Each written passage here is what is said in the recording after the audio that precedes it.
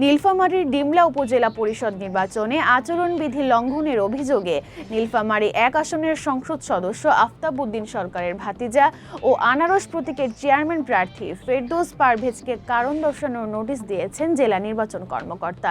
শনিবার সকালে প্রার্থীকে নোটিশ দেওয়া হয়।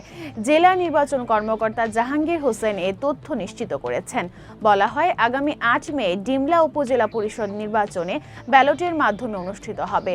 উক্ত নির্বাচনে চেয়ারম্যান প্রার্থী ফেরদৌস পারভেজ বঙ্গবন্ধু শেখ মুজিবুর রহমান, প্রধানমন্ত্রী শেখ হাসিনা এবং সংসদ সদস্য বীর মুক্তিযোদ্ধা আফতাব উদ্দিন সরকারের ছবি সহ পোস্টার টানিয়ে ভোট প্রার্থনা করছেন, যা শাস্তিযোগ্য অপরাধ এবং নির্বাচনী আচরণবিধির সুস্পষ্ট লঙ্ঘন। তাই পত্র প্রাপ্তির ২৪ ঘন্টার মধ্যে জেলা নির্বাচন কার্যালয়ে সশরীরে উপস্থিত হয়ে জবাব দাখিল করার জন্য বলা হয়েছে।